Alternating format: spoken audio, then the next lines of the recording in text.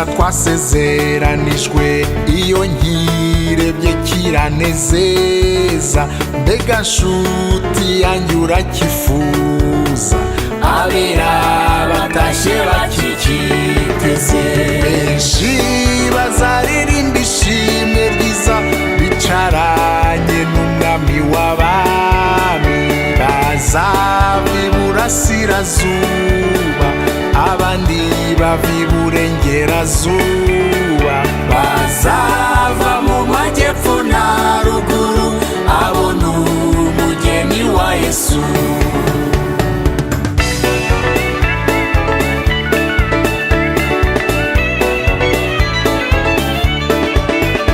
ndatangajwe n'ubuntu nagiriwe bwo kuba mu mugeni wa Yesu abera tuzambikwa imyenda y'ubukwe udatoranijwe naza twicaramo tuzagendagenda ibibaya byiza dushagawe n'abamarayika tuzumva inkuru nziza z'intwari zimwe zaduciriye inzira nziza ubwiza bw'umukiza wacu Yesu uzatwibagiza imibabaro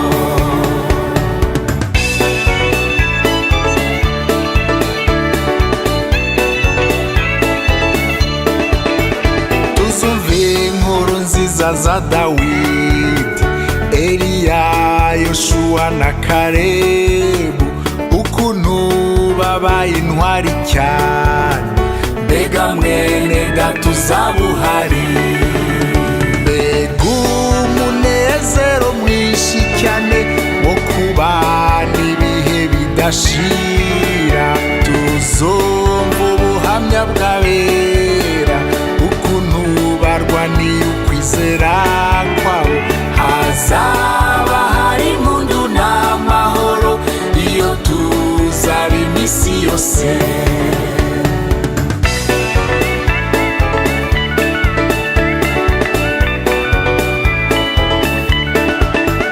ikindi gihebuje mwene data n'ugutura i Yerusalemu nshya itatse amabuye y'igiciro cyinshi ibyishimo bizaturenga mbega umunezero mwinshi cyane gusangira hamwe vino nziza n'umucunguzi wacu Yesu tumubwira tuti nakuzwe iteka hazaba hari impundu n'amahoro iyo tuzaba iminsi yose hazaba hari impundu n'amahoro iyo tuzaba iminsi yose hazaba hari impundu n'amahoro iyo tuzaba iminsi yose hazaba hari impundu n'amahoro iyo tuzaba iminsi yose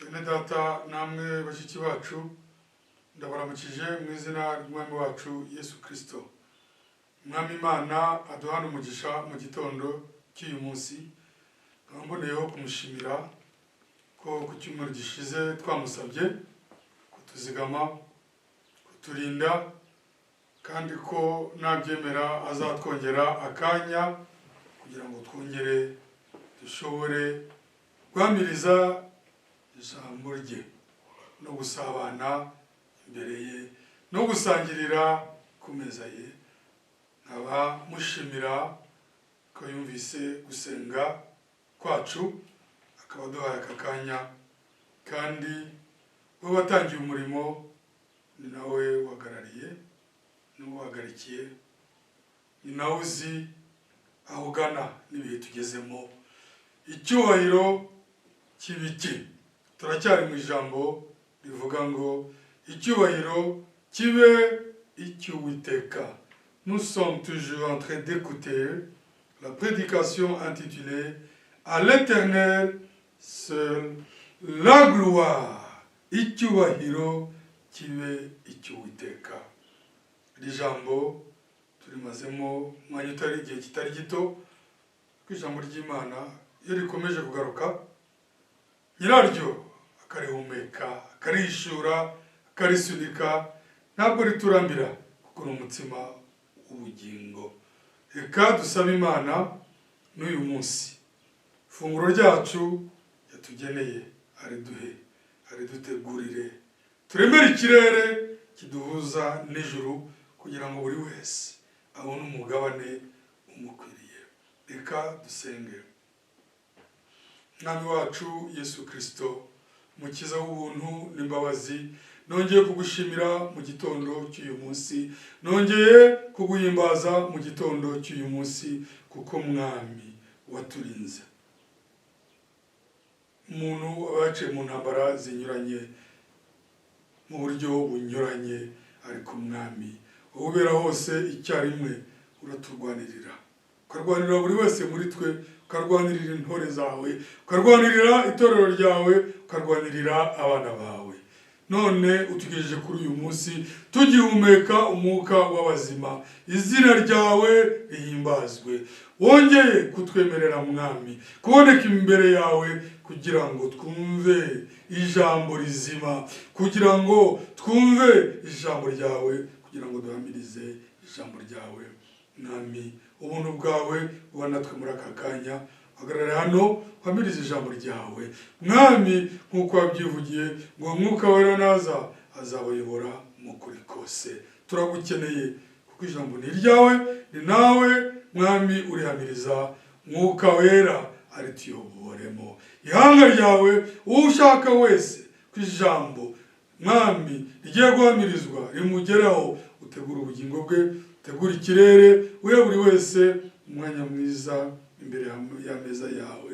Tangirane nanjye muri aka kanya, tuyobore mu ijambo ryawe, duhe umugisha mu izina ry'Umwami wacu Yesu Kristo. Amen. Mwami Imana aduhana umugisha mu gitondo cy'uyu munsi, nk'uko nari maze kubivuga. Ikibwirizwa kirakomeza kivuga ngo icyubahiro kibe icy'Uwiteka. Que l'Éternel Dieu nous bénisse ensemble ce matin, comme je venais de le dire. Nous continuons notre prédication intitulée « Qu'à l'Éternel seul la gloire ». Nous allons lire dans l'Apocalypse 3, verset 21. Turasoma mu byahishuriwe Yohana 3, murongo wa 21. Niho twashoreje ubushize. Unesha nzamuha kwicarana nanjye ku ntebe yanjye y'ubwami, nk'uko nanjye nanesheje nkicarana na Data ku ntebe ye. Unesha nzamuha kwicarana nanjye ku ntebe yanjye y'ubwami, nk'uko nanjye nanesheje nkicarana na Data ku ntebe ye. Nous lisons ce verset aussi en français. Celui qui vaincra, je le ferai asseoir avec moi sur mon trône, comme moi j'ai vaincu et que me suis assis avec mon Père sur son trône. Celui qui vaincra, je le ferai asseoir avec moi sur mon trône, comme moi j'ai vaincu. Et me suis assis avec mon Père sur son trône. Umwami Imana aho umugisha ijambo rye, kandi aduha n'umugisha, duha umugabane mwiza mu gitondo cy'uyu munsi. Que l'Éternel Dieu bénisse sa parole et qu'il nous bénisse tous ce matin, qui nous accorde une place devant sa table bénie. Mwami Imana aduha umwanya mwiza imbere y'ameza ye afite yahawe umugisha uko Dawidi yayabonye.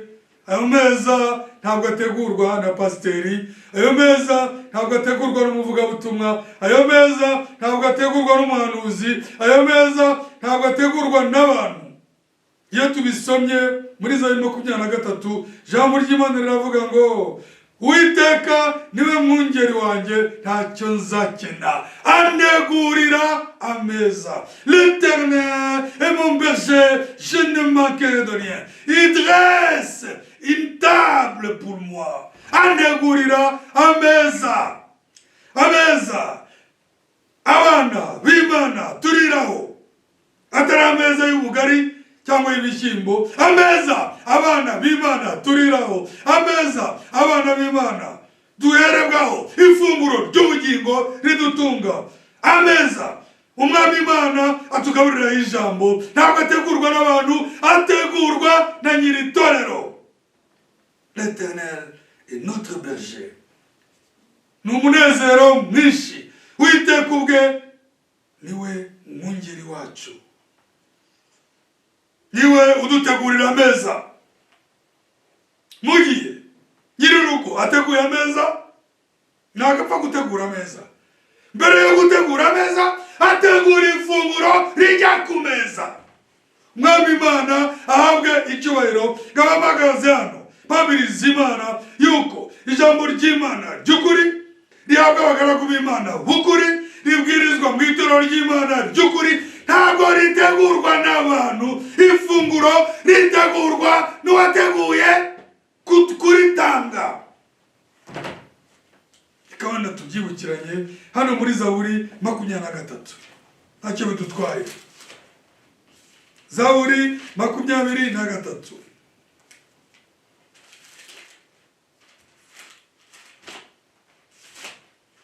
Zaburi 23.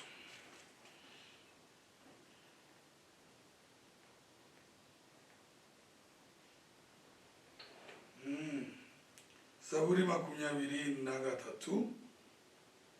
Turasoma umurongo wa mbere. Uwiteka niwe mwungeri wanjye sinzakena. Umurongo wa kabiri. Aryamisha mu cyanya cy'ubwatsi bubisi, njyana iruhande rw'amazi adasuma. Umurongo wa gatatu. Asubiza intege mu bugingo bwanjye, anyobora inzira yo gukiranuka kubw'izina rye. Naho nanyura mu gikombe cy'igicucu cy'urupfu, sinzatinya ikibi cyose, kuko ndi kumwe nawe. Inshyimbo yawe n'inkoni yawe nibyo bimpumuriza. Umurongo wa gatanu. Untunganiriza ameza mu maso y'abanzi banjye, siza amavuta mu mutwe, igikombe cyanjye kirasesekara. Ni ukuri kugirirwa neza n'imbabazi bizanyamaho iminsi yose nkiriho, nanjye nzaba mu nzu y'Uwiteka. Dawidi mwene data mukundwa, Dawidi ni umuhanuzi w'Imana, Dawidi ni intore y'Imana, Dawidi ni umukundwa w'Imana. David, c'est notre frère bien-aimé, c'est un prophète de Dieu, c'est un élu de Dieu qui était animé par l'Esprit de l'Éternel, par l'Esprit de Christ. Wayoborwaga kandi wasizwe n'umwuka wa Yesu Kristo. Uyu mwungeri avuga, uyu mushumba avuga, niwe mushumba wacu. L'Éternel est mon berger, je ne manquerai de rien. Uwiteka niwe mwungeri wanjye ntacyo nzakena. Psaume 23.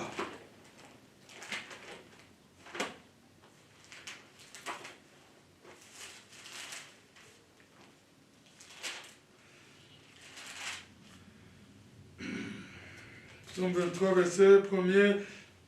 L'Éternel est mon berger, je ne manquerai de rien.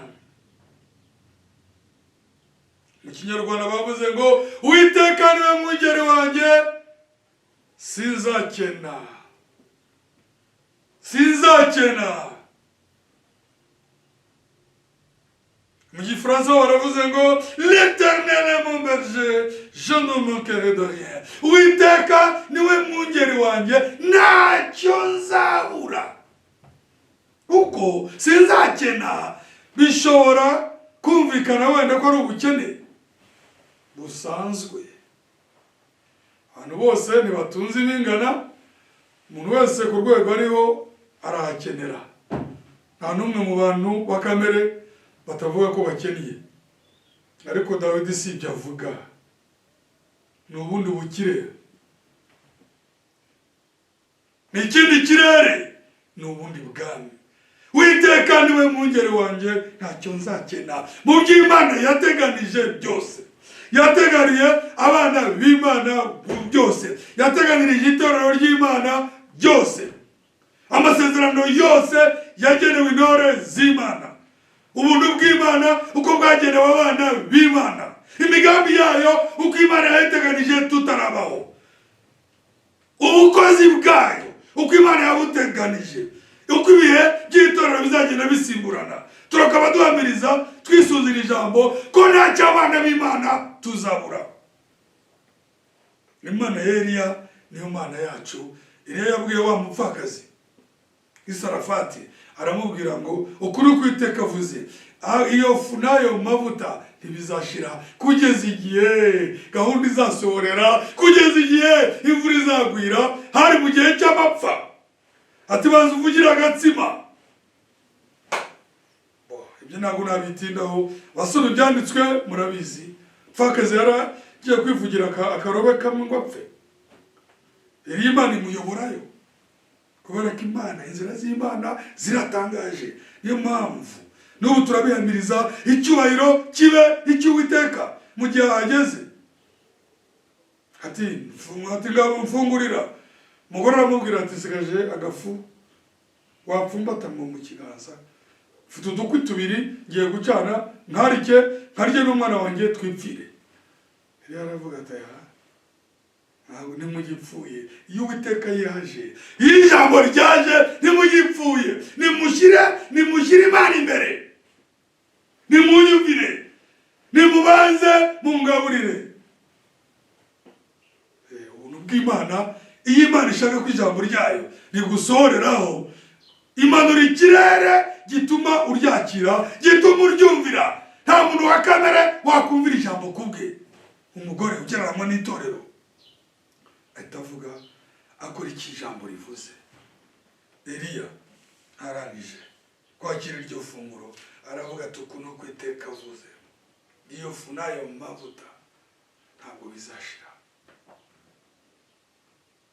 Kandi niko byagenze. Ni igitangaza Imana yakoze, kubera ko aho Imana iri ifunguro rigomba kuhaba. Nibyo Dawidi avuga ngo Uwiteka niwe mwungeri wanjye, ntacyo nzabura. Là où l'Esprit de Dieu agit, là où la parole de Dieu est prêchée, là où ainsi dit le Seigneur est accepté, là où la parole de Dieu est acceptée, l'Église qui reçoit la parole ne manquera de rien. Itorero uwo mugore ntacyo yagombaga kubura. Niyo mpamvu navuze ngo ntabwo ari ibintu by'isi, nabyo Imana irabiduha mu kigero ishaka. Ariko uyu mwuka wa Zaburi 23 uravuga ibyerekeye ameza y'umwuka, ameza y'ijambo, funguro ry'ijambo. Umurongo wa kabiri, le verset 2, il me fait reposer dans des verts pâturages, il me dirige près des eaux paisibles. Andyamisha mu cyanya cy'ubwatsi bubisi, anjyana iruhande rw'amazi adasumba. Twumvikane, ubu bwatsi ntabwo ari uburishwa n'inka. Dawidi ntarisha, ariko ibi ni ibyo kurya bizima bitunga abana b'Imana. Abana b'Imana ntabwo barya ibyatsi byumye, ntabwo barya imyase, ntabwo barya ibishishwa. Il me fait reposer dans des verts pâturages, andyamisha mu cyanya cy'ubwatsi bubisi butoshye. Ijambo rizima risonitswe n'umwuka wera, tura muhimbaza. Le verset 3, il restaure mon âme, il me conduit dans les sentiers de la justice à cause de son nom. Murongo wa gatatu, asubiza intege mu bugingo bwanjye, anyobora inzira yo gukiranuka kubw'izina rye. Ntabwo twikiranukira, kandi iyo tugiye kubwisari uyu mushumba ndabudamiriza niwe uduhembura, kandi mu kuduhembura amanura ijambo rye n'ikirere cy'umugisha n'ikime cy'ijuru kikarigwaho, rikaza ari ifunguro riduha ubugingo. Ijambo ry'Imana ntabwo ari amateka, ijambo ry'Imana ntabwo ari amakuru, ijambo ry'Imana si kera habayeho, ni umutsima umanuka uvuye mu ijuru. Ibyo riba umutsima, riba amazi adasuma, riba ubwatsi bubisi, rihembura umuntu iyo nyiraryo ari we urisunitse. La parole de Dieu n'est pas des discours, ce ne sont pas des discours, ce ne sont pas des histoires. Non, c'est un pain de vie qui descend d'en haut. Elle est vivante et devient vivante et devient un pain vivant quand le Seigneur l'inspire. Quand le Saint-Esprit inspire sa parole, alors c'est à ce moment qu'elle devient un pain de vie. C'est à ce moment qu'elle devient un vrai pâturage. C'est à ce moment qu'elle devient des eaux paisibles. Amazi amahoro, amazi ahembura. Nagari ibintu by'inyuguti by'amagambo, iyo nyiraryo amanutse ni ijambo ritanga ubugingo. Uyu mushumba wa Dawidi ni nawe mushumba w'itorero ry'Imana nzima. Ce berger de David, ce pasteur de David, c'est le même pasteur de l'église du Dieu vivant. Le pasteur des brebis de Dieu. Umwungeri w'intama z'Imana. Murongo wa gatanu, tu dresses devant moi une table en face de mes adversaires. Tu oins d'huile ma tête et ma coupe déborde. Murongo wa gatanu, nimushatse ko tujyaho gusa muri Zaburi nonaha, uko twabivugaga, Uwiteka niwe udutegurira ameza, undunganiriza ameza mu maso y'abanzi banjye, unsize amavuta mu mutwe, igikombe cyanjye kirasesekara. Mwami Imana aduhane umugisha, que l'Éternel nous bénisse, c'est lui qui dresse une table. Et comme je le disais tout à l'heure, l'on ne peut pas dresser une table pour les invités sans avoir préparé une nourriture appropriée. Ntawategurira ameza abashitsi yubashye atateguye ifunguro ryo kubaha. Uyu utegura ameza akaduha kuyacaraho, akaha buri wese umwanya wo kwegeraho, ni nawe wateguye ifunguro ryo gutereka kuri aya meza. Nkaba mushimira, nta na rimwe ijambo ry'Imana ryigeze ribura hagati y'abana b'Imana, ntabwo rizigera ribura, rizahoraho kugeza igihe umwami wacu Yesu Kristo azagarukira. Nta na rimwe kirazira kikaziririzwa, umutsima w'ubugingo wabura. Nta na rimwe abana b'Imana bajya gutoragura ku mayarara. Abana b'Imana bafite ameza bicazwaho, abana b'Imana bafite ifunguro rishyirwa kuri ayo meza, ryateguriwe n'ijuru, ryateguwe na nyiri itorero. Uwo ni umwihariko w'intore. Abandi bavuga amakuru, abandi bavuga amateka, abandi basubirirwemo kera habayeho, ariko twebwe abana b'Imana dutuzwe n'ijuru, turi munsi y'ijuru rifunguye, ikime cy'ijuru kirahari, ubwatsi bubisi burahari, maze adasuma arahari, ifunguro ridutunga rirahari. Ijambo ry'Imana si kera habayeho, ijambo ry'Imana si amateka y'abahanuzi, ijambo ry'Imana ni umutsima utanga ubugingo utegurwa na nyiri itorero. Umwami Imana ahimbazwe. Que les autres, en dehors de l'église du Dieu vivant, et il leur est permis de raconter des histoires, des discours, la parole de Dieu n'est pas constituée des histoires. Il ne s'agit pas de raconter la bibliographie des prophètes, de qui que ce soit, des histoires. Non, la parole de Dieu, c'est le pain de vie. Elle est la parole de Dieu parce qu'elle est inspirée par Dieu. Quand le Seigneur lui-même inspire sa parole, à ce moment-là, c'est le pain de vie. Elle devient un peu vivant, comme cela est écrit dans Jean chapitre 6. Nk'uko byanditse muri Yohana gatandatu. Mwami wa Yesu Kristo avuga ngo nijye mutsima w'ubugingo umanuka uvuye mu ijuru. Muzasome neza, ntabwo handitswe ngo wamanutse. Je suis le pain vivant qui descend du ciel. Nijye mutsima w'ubugingo umanuka uvuye mu ijuru. Bivuze ngo ijambo rimanutse rigomba kuza ari rishya. Ntabwo ari ibindi byanditswe ni bya bindi, ariko kugira ngo ritubere umutima w'ubugingo rigomba guhumekwa n'umwuka. Niyo mpamvu dushimira Imana ko ahari itorero ry'Imana nzima ry'akarere hose, Imana ifite intore, Imana izaritunga. Niyo mpamvu tuvuga ngo icyubahiro ikuzo nibimugarukire n'iby'Uwiteka partout où se trouve l'église du Dieu vivant. Le Seigneur nourrira son peuple. Il en est capable. C'est pourquoi nous disons qu'à lui seul soit la gloire. Que toute la gloire lui revienne. Nibanga. Uko abana b'Imana tubaho nibanga. Uko abana b'Imana tubaho n'ubwiru. Uko Imana itunga abana bayo niyukuzi. Nta muntu wakwirata ngo ni njyewe utumye abana b'Imana babaho. Abana b'Imana batunzwe n'uwababyaye, batunzwe n'uwabacunguye, batunzwe n'uwababambiwe. Nta muntu wakwigira igihangange ngo n'utwo itorero ry'Imana ribaho. Ntibibaho. Itorero ry'Imana ririho, itorero ry'Imana rizahoraho, kubera ko ndiho niwe uritunze. Uwavuze ngo Aburahamu atarabaho ndiho, ni muzima. Kandi yaravuze muri Yohana ngo kuko ndiho namwe muzabaho. 15:15. Kuko ndiho namwe muzabaho. C'est ce que le Seigneur a dit en Jean 15.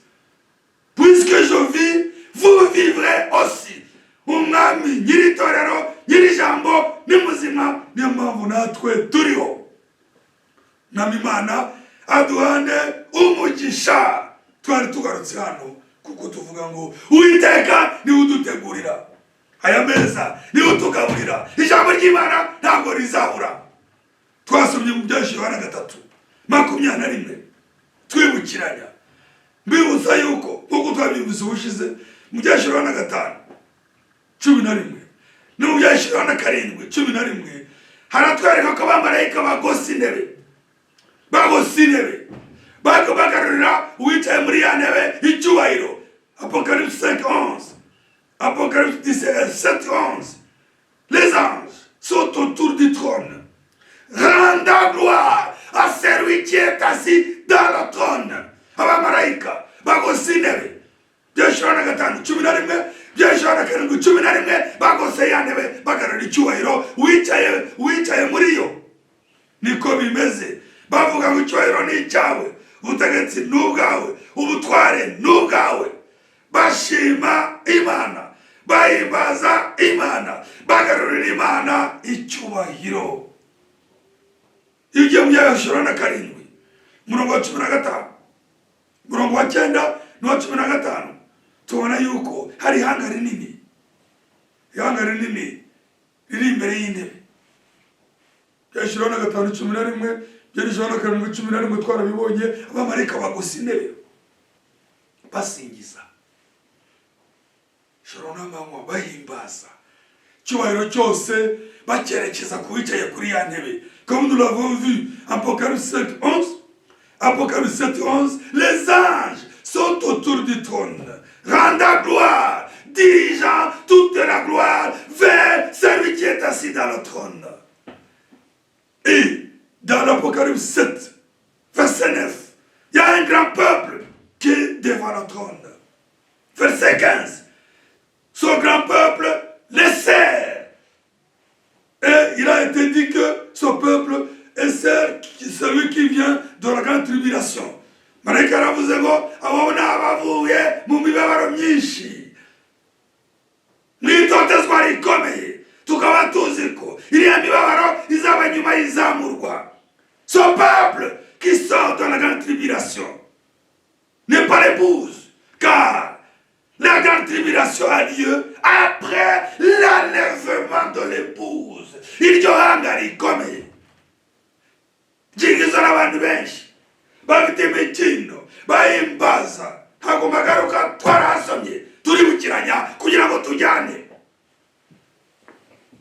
Bari imbere y'intebe, ibyo Yohana 7:9, bari imbere y'intebe, ibyo Yohana 7:15, baramukorera, baramuhimbaza, ariko bari imbere y'intebe. Ariko nkuko tumaze kubisoma muri Yohana 3:21, ngunesha nzamuha kwicarana nanjye mu ntebe ya data, comme nous venons de le lire. Apocalypse 3:21, que celui qui vaincra, je lui donnerai d'asseoir dans le trône de mon Père, avec moi dans le trône. Dans imbere twarabibonye. Kuki magarutse, ndahagarutse kugira ngo tugerane neza. Ibyo byanyuze imitima yacu, kubera ko iyo ijambo rimanutse nk'iri mu cyubahiro kibi cy'Uwiteka wenyine riba rikenewe. Ntabwo ugiye wambaza impamvu riba rikenewe, ariko riba rikenewe. Ariko impamvu rikenewe ni uko hari imyuka iba ishaka kugarurira icyubahiro abandi batari we. Noneho kuko itorero ry'Imana rigomba guhora rifite intego, rireba neza mu cyerekezo cy'ijambo umwami akarizana, kugira ngo nubwo dusanzwe tubizi turusheho guhagarara neza, tutazahirahira ngo duhengeke icyubahiro cy'umwami tucyerekeza ahandi. Icyubahiro cyose ni icya Yesu Kristo, ni icy'umwami Imana, ni icy'Imana yacu n'umukiza. Imana yakoresheje bene data, Imana yakoresheje abahanuzi, Imana yakoresheje abahanuzi b'igihe cyacu, Imana ikoresha abagaragu bayo, zana bakoresha ibikomeye, ariko icyubahiro ni icy'umwami Imana, icyubahiro ni icy'Uwiteka hagati mu bera. Ikintu cyanyubatse cyane ni uko umugeni wa Yesu Kristo abikiwe ibikomeye. Ijambo riravuze ngo uzi unesha nzamuha kwicarana nanjye mu ntebe yanjye y'ubwami, nk'uko nicaye mu ntebe ya data. Ntabwo wakubaha umukwe uvuge ngo usuzuguye umugeni, ntabwo wakubaha umwami uvuge ngo usuzuguye umwamikazi. Ntabwo bishoboka. Icyubahiro kirerekezwa ku ntebe y'ubwami, kandi umukwe n'umugeni bayicaranyemo. Noneho umugabo yarahita asunika avuga ngo niyo mpamvu abana b'Imana, abagize uwo mugeni, batazararikira icyubahiro kiyoyoka cy'iki gihe, kuko bafite ikirere muri bo kibereka icyubahiro kiri. Bazemera bace mu mibabaro, batotezwe, ariko bafite ibyiringiro byo kuzaraganwa na Kristo.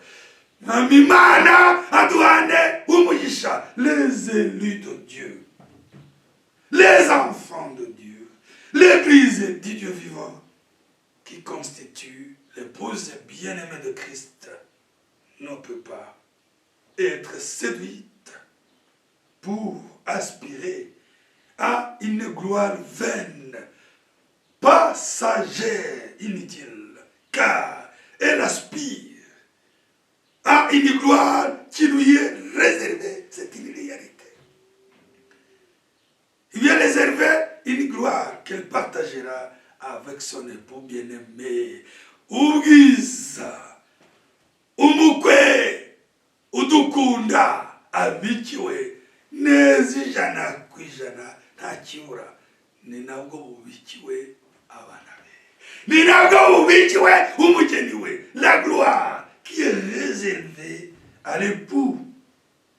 Et la même gloire qui est réservée à l'épouse à 100%. Rien n'est retranché. La même gloire. Le même niveau de gloire. Oh, la même gloire. Le même honneur. Le règne. Umutware.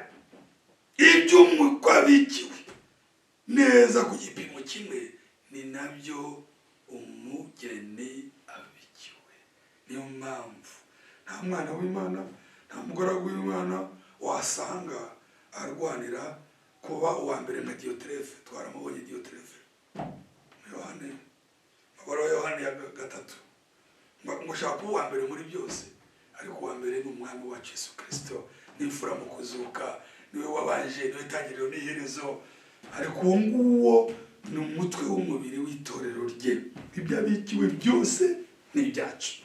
Tout ce qui est réservé à Christ est aussi réservé à son épouse bien-aimée. Ibibikiwe Kristo ukazagaragara byose nta kivuyemo, bibikiwe n'umugeni we yakunze.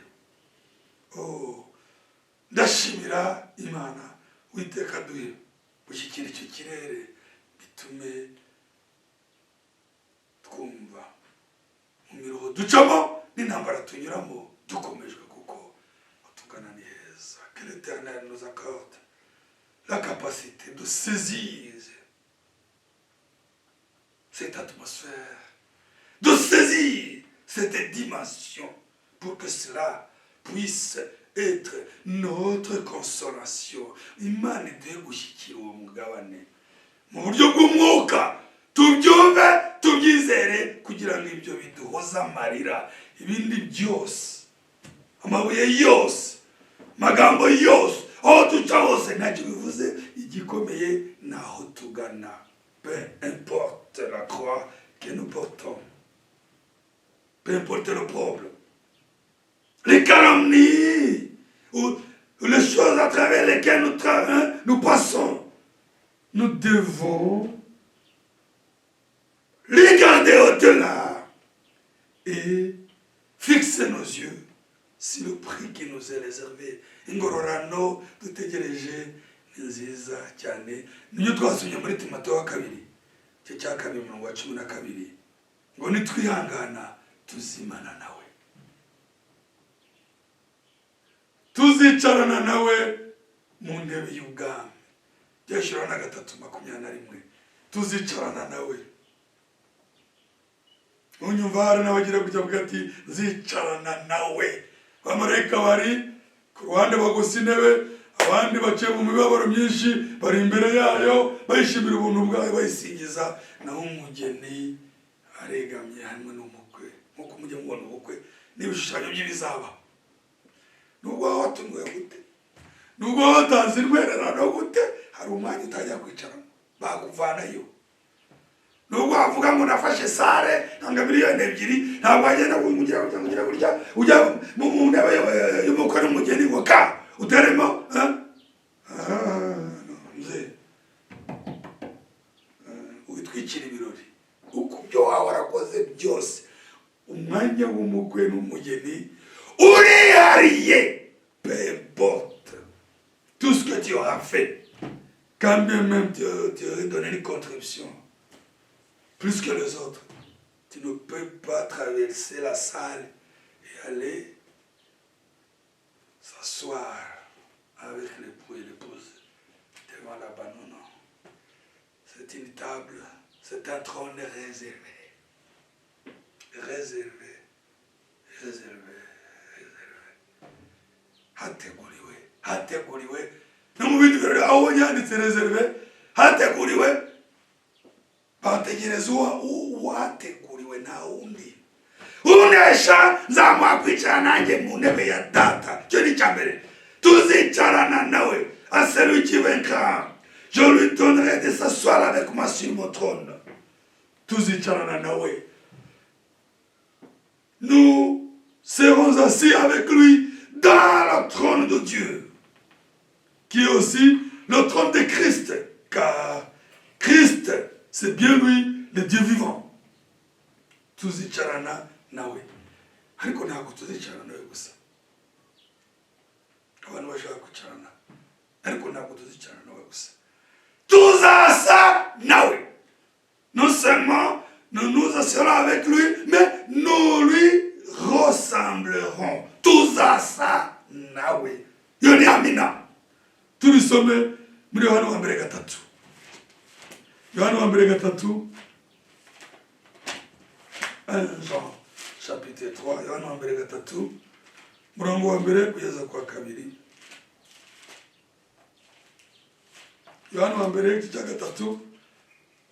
Murongo wa mbere kugeza kwa kabiri.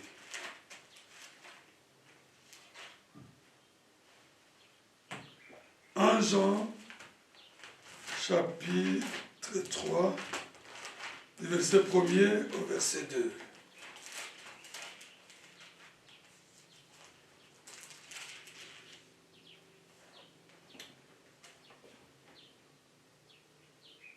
Nimurebe urukundo ruhebuje data wa twese yadukunze, rwatumye twitwa abana b'Imana, kandi niko turi. Cyo gituma ab'isi batatumenye kuko batayimenye. Au numéro wa mbere, en Jean chapitre 3 verset 1er, voyez quel amour le Père nous a témoigné pour que nous soyons appelés ses enfants.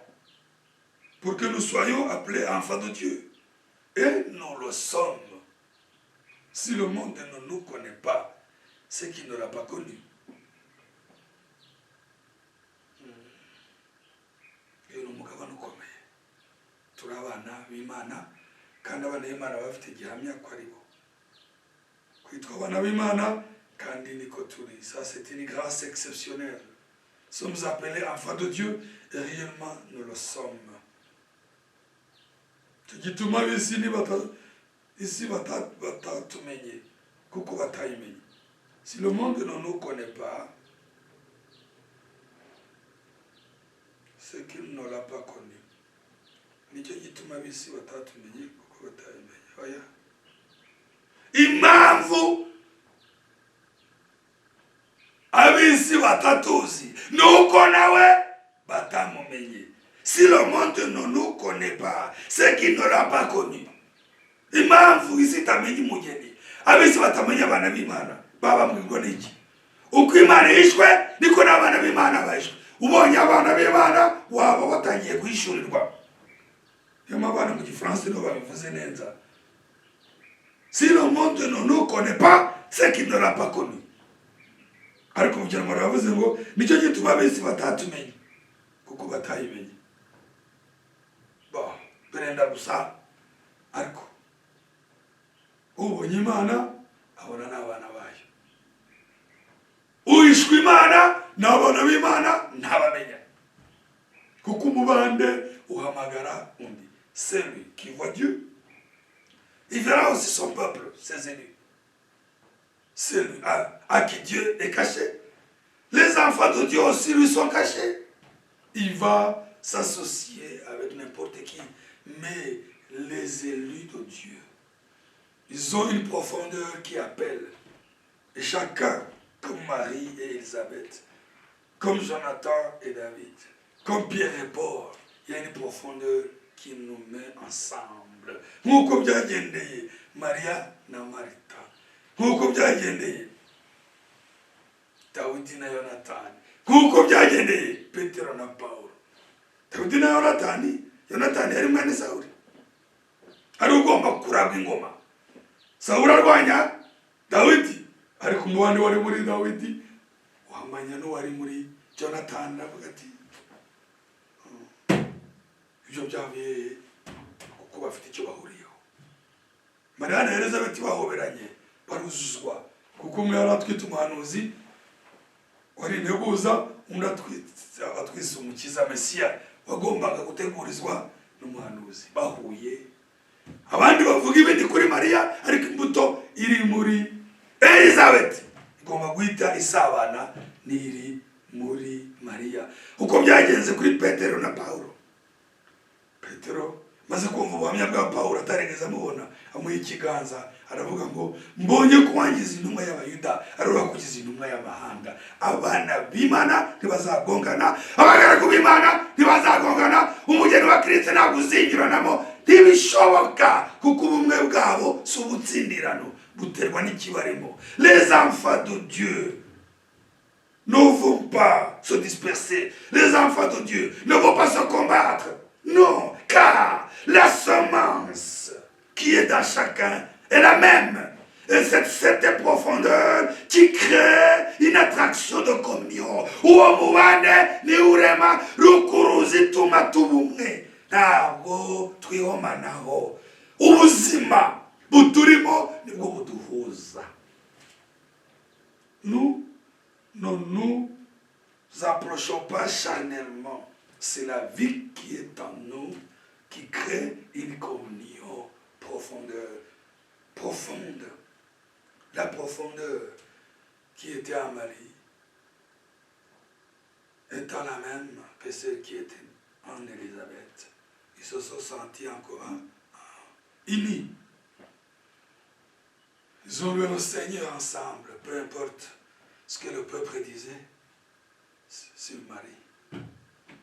L'essentiel, c'est la profondeur qui était dans Élisabeth. La profondeur qui était dans Paul, c'était la même que celle qui était dans Pierre. La profondeur dans David, c'était la même que celle qui était dans Jonathan. Mubande wari muri Yonatani, wahuje ubwoko, n'uwari muri Dawidi. Mubande wari muri Mariya, uhuza ubwoko, n'uwari muri Elizabeth. Mubande wari muri Petero, uhuza ubwoko, n'uwari muri Paulo. Rwose ni nako bimeze mu itorero ry'Imana nzima. Ubumwe buduhuza ntibugira ikindi buvaho. N'uwo mubande turimo. Impamvu twitwa abana b'Imana kandi niko turi. N'ubuzima, nous sommes appelés enfants de Dieu et nous le sommes. C'est une vie. C'est une vie. C'est ça le verset 1er, chapitre 3 de 1 Jean. Murongo wa mbere cya gatatu, hano wa mbere niho twari turiho. Murongo wa kabiri, bakundwa ubu turi abana b'Imana ariko uko tuzamera ntikurerekanwa. Cyakora cyo tuzi nuko Yesu niyerekanwa tuzasa nawe. Haleluya, kuko tuzamureba uko ari. Murongo wa kabiri, bien-aimés, nous sommes maintenant enfants de Dieu. Est-ce que nous serons n'a pas encore été manifesté. Mais nous savons que lorsqu'il paraîtra, nous serons semblables à lui parce que nous le verrons tel qu'il est. Ihame niri. Icyakora icyo tuzi bakundwa ubu turi abana b'Imana ariko ko tuzamera ntikurerekana. Turi abana b'Imana ariko duciye mu nzira naho turi n'abandi bose basenga n'abantu bafite amabibiliya. Turi abana b'Imana ariko ubwiza dufite burahishwe ntikurerekana. Icyakora icyo tuzi nuko Yesu niyerekanwa tuzasa nawe kuko tuzamureba uko ari. Ibyo Yohana 3:21 tuzicarana nawe mu ntebe y'ubwami.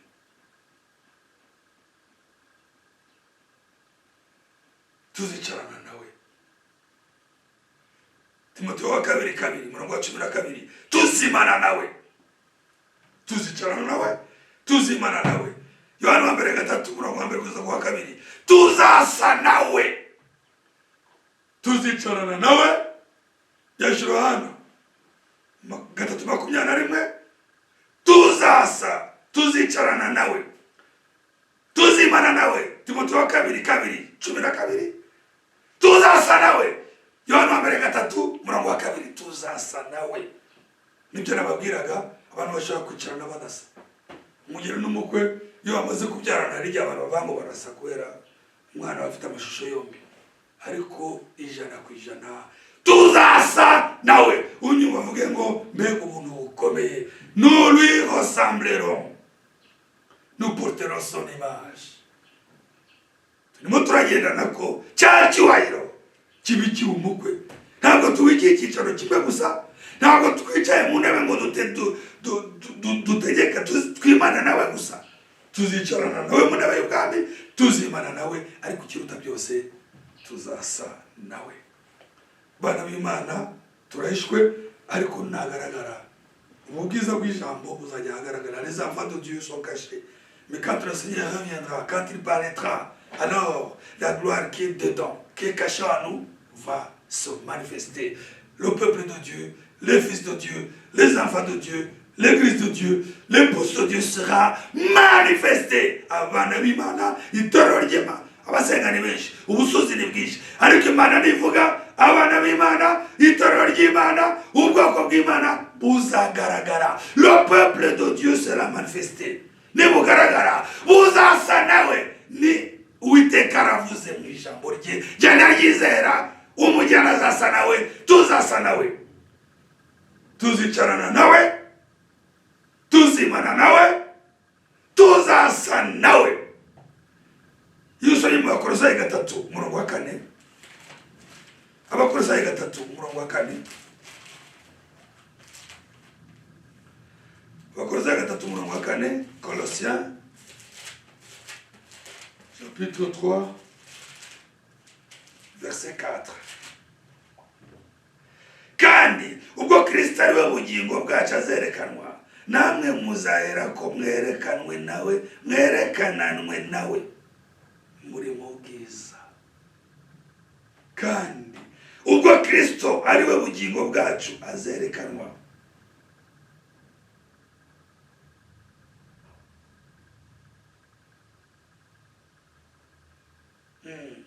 namwe muzahera ko mwerekananwe nawe muri mu bwiza.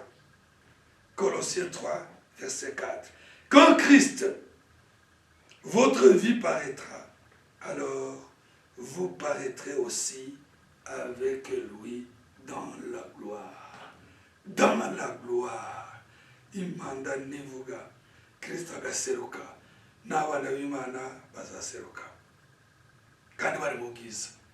Ubwiza bw'ubwami, ubwiza bw'umwami, ubwiza bw'umukwe, nibwo bwiza bw'umugeni. Ubwo bwiza buzagaragara.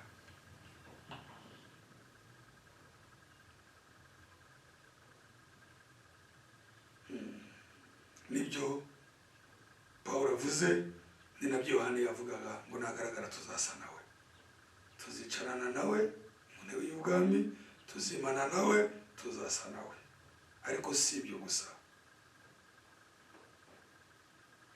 tuzaraganwa nawe,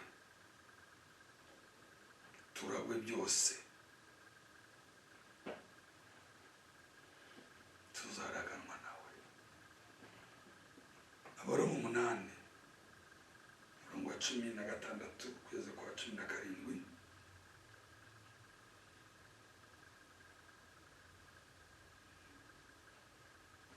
Abaroma 8.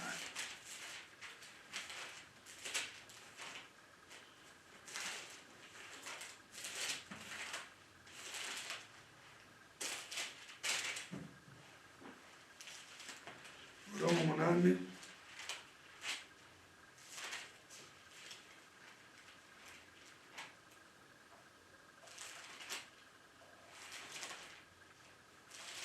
Umurongo wa 16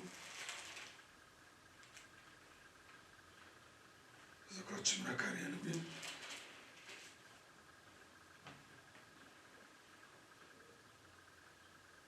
Umwuka w'Imana ubwe ahamanya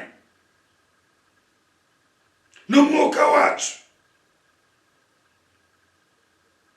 yuko turi abana b'Imana. Umwuka w'Imana ubwe ahamanya n'umwuka wacu yuko turi abana b'Imana. 17. Kandi ubwo turi abana bayo, turi n'abaragwa, ndetse turabaraganwa, turabaragwa b'Imana, turabaraganwa na Kristo niba tubabarana nawe ngo duhanwe ubwiza.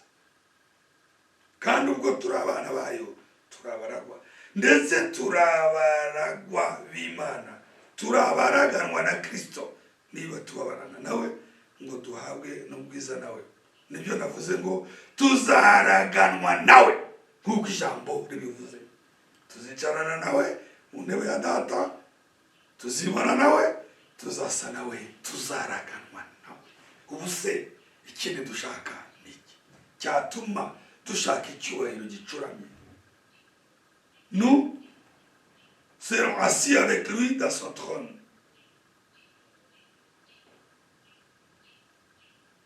Nous régnerons avec lui. Nous lui ressemblerons. Nous hériterons avec lui. Nous lisons aussi ce verset, Romains chapitre 8, versets 16 à 17. L'Esprit lui-même rend témoignage à notre esprit que nous sommes enfants de Dieu. C'est ça. C'est ça ce que l'apôtre Jean disait quand il dit « Nous sommes appelés enfants de Dieu et nous le sommes ». Cela nous vient de l'intérieur. Ce n'est pas de l'extérieur, ça nous le sentons. Chaque enfant de Dieu le sait. Or, l'Esprit lui-même rend témoignage à notre esprit que nous sommes enfants de Dieu. Verset 17. Or, si nous sommes enfants, nous sommes aussi héritiers. Héritiers de Dieu et co-héritiers de Christ. Si toutefois nous souffrons avec lui, afin d'être glorifiés avec lui. Verset 17. Oui.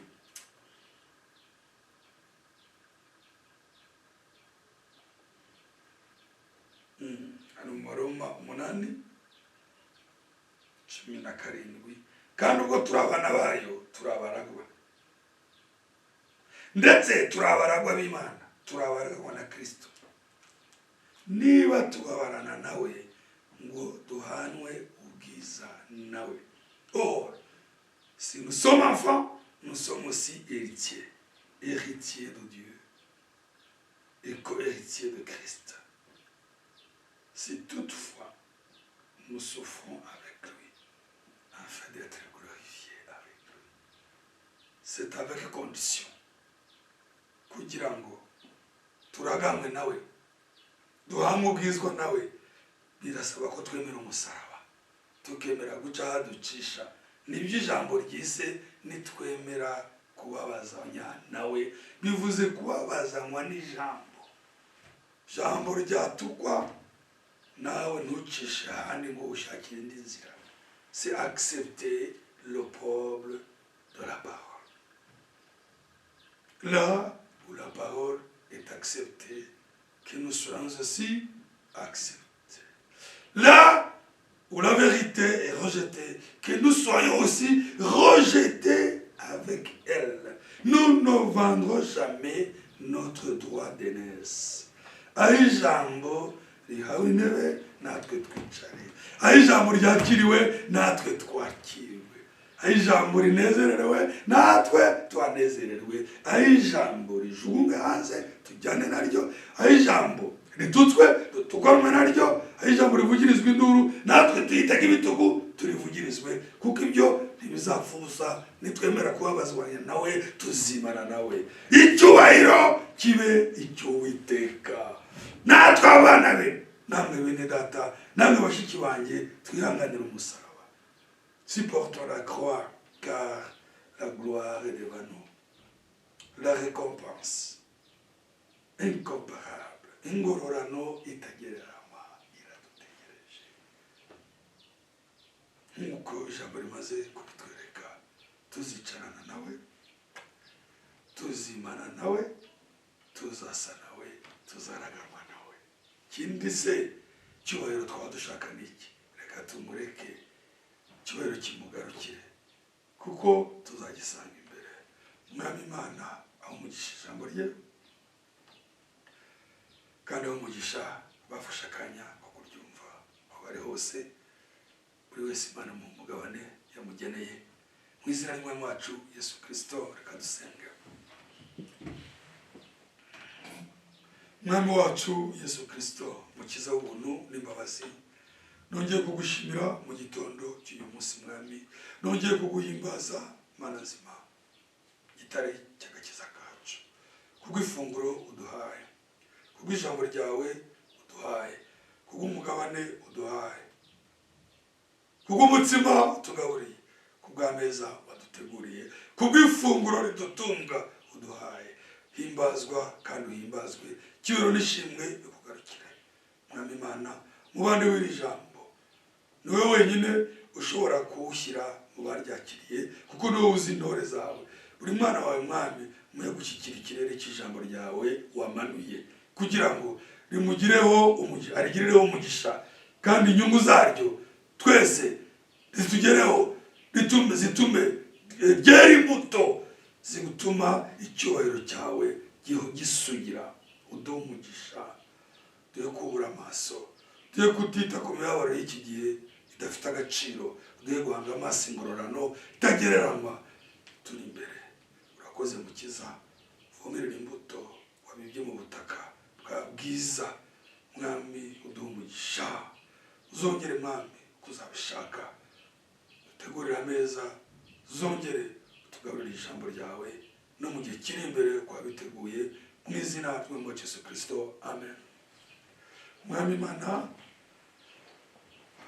duhane umugisha nawe utaha, amen.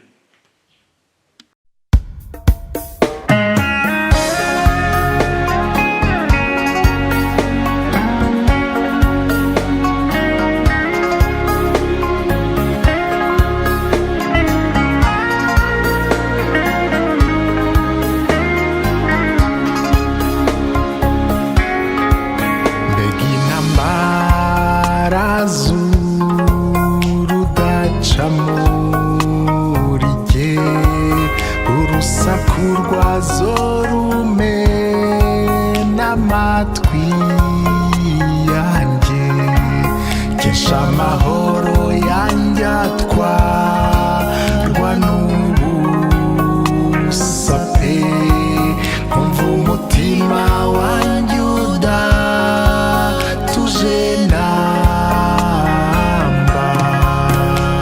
Nyamara Yesu